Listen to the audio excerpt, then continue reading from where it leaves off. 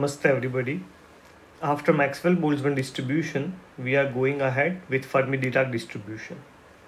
Let us consider an isolated system of n identical particles which are indistinguishable and are weakly interacting with each other.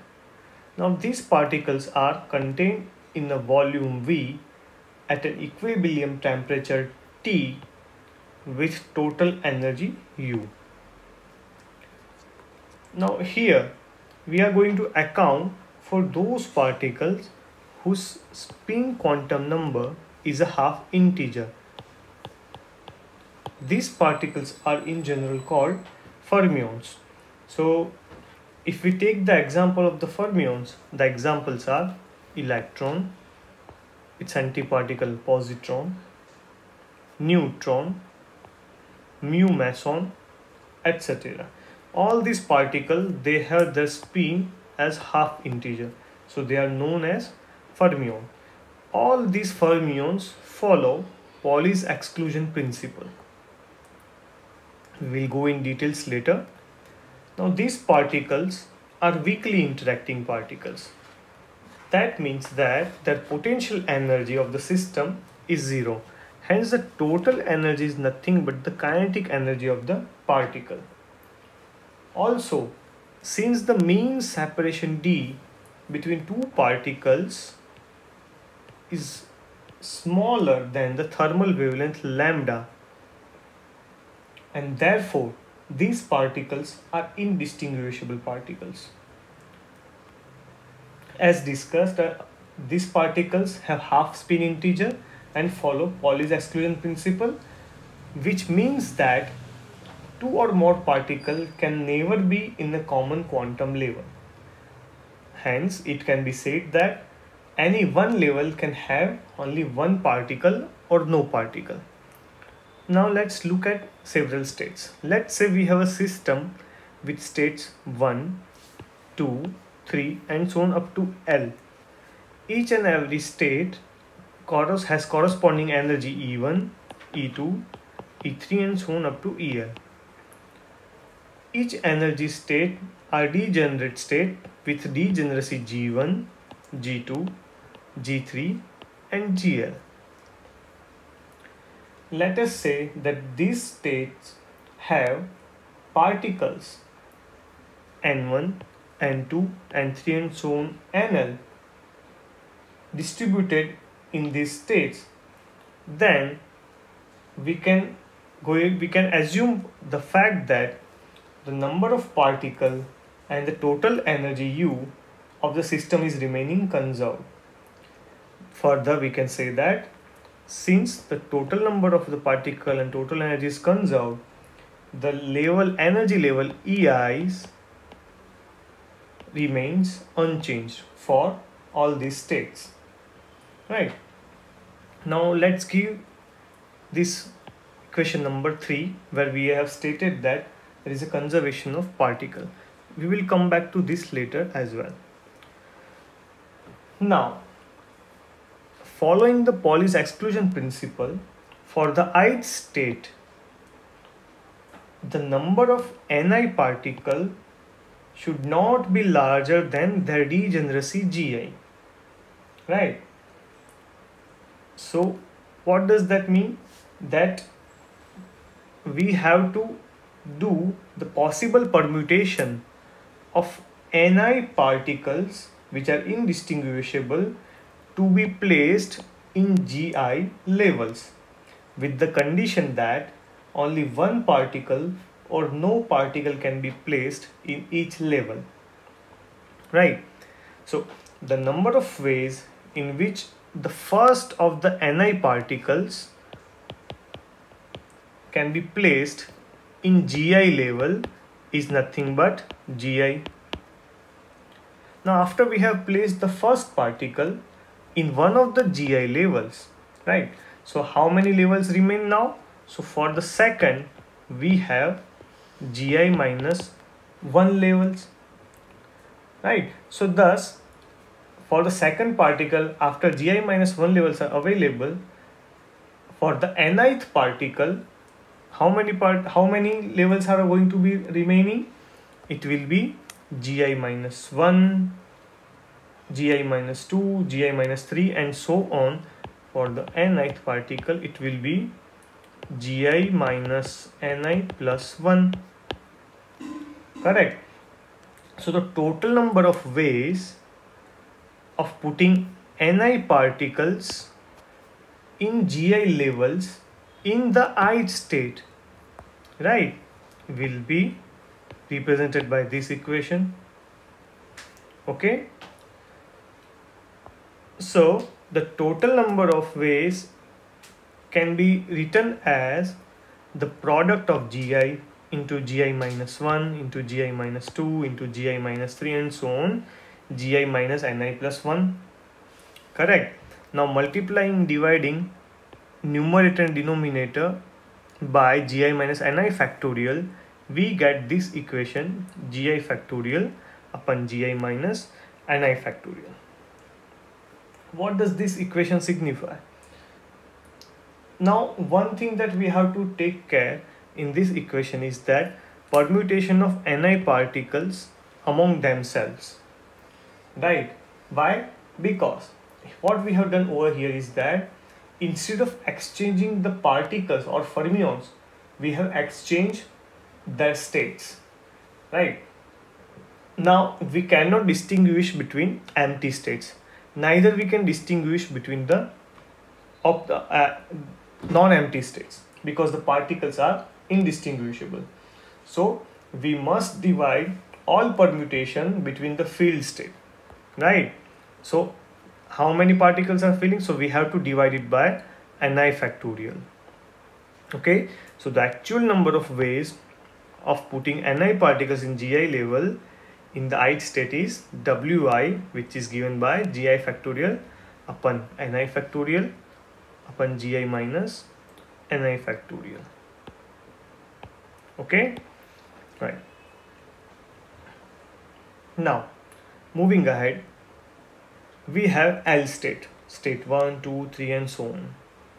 Okay, so when we want to go for the number of possible ways to fit all the fermions in the number of available states, state 1, 2, 3, 4 and L state, what we do is we do the product of all such W's, which is in general known as the multiplicity function.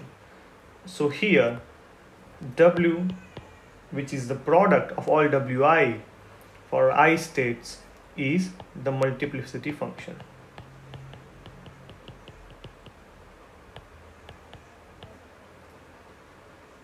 Of the entire system.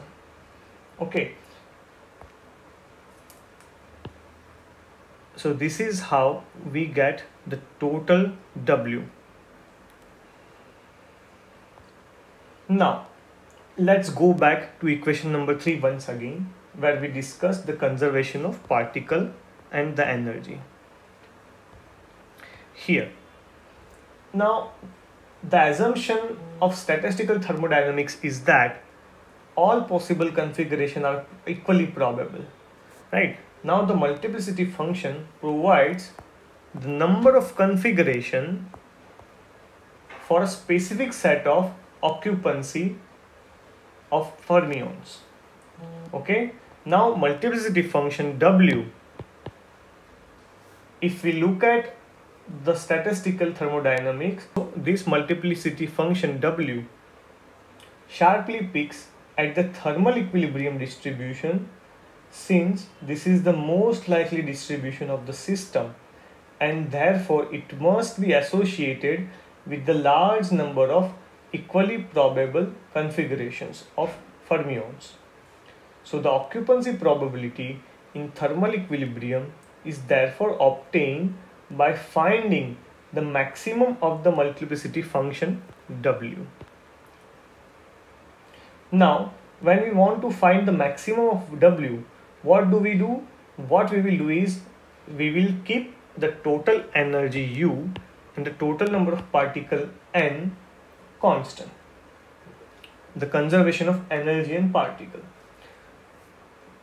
and the most probable distribution and for will give us when W is maximum. That means its value is 0, that is its slope is 0 at maxima.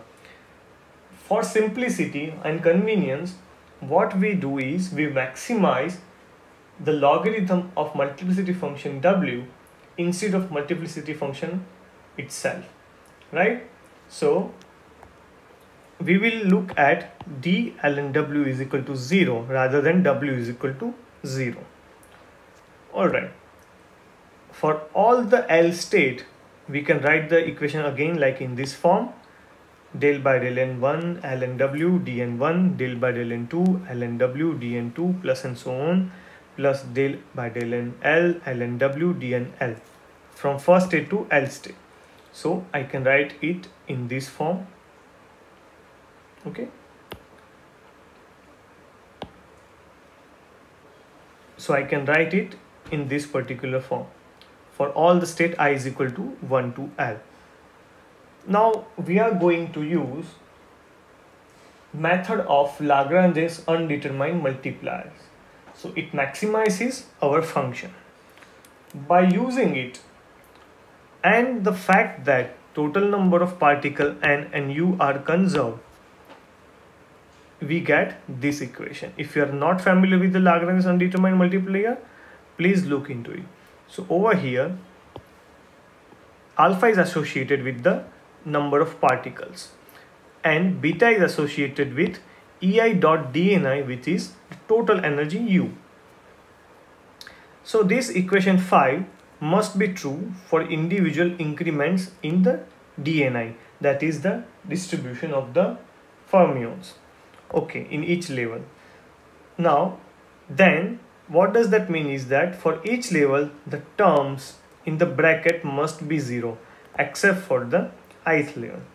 Now going next, we get this equation as equation number 6.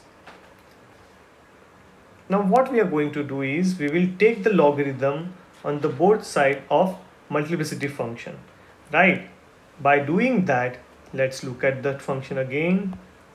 Okay, taking the logarithm on the both the side, we get this form: ln w is equal to ln product I is equal to 1 to L gi factorial upon ni factorial into gi minus ni factorial, right? The product transforms into summation due to the ln and we get this equation. Then we use Stirling's formula for the simplification. Now here this is the Stirling's formula, which is ln n factorial is equal to n ln n minus n is equal to ln is into n upon e to the power n. So by using the Stirling's formula, we simplify the equation in the form of equation number 7.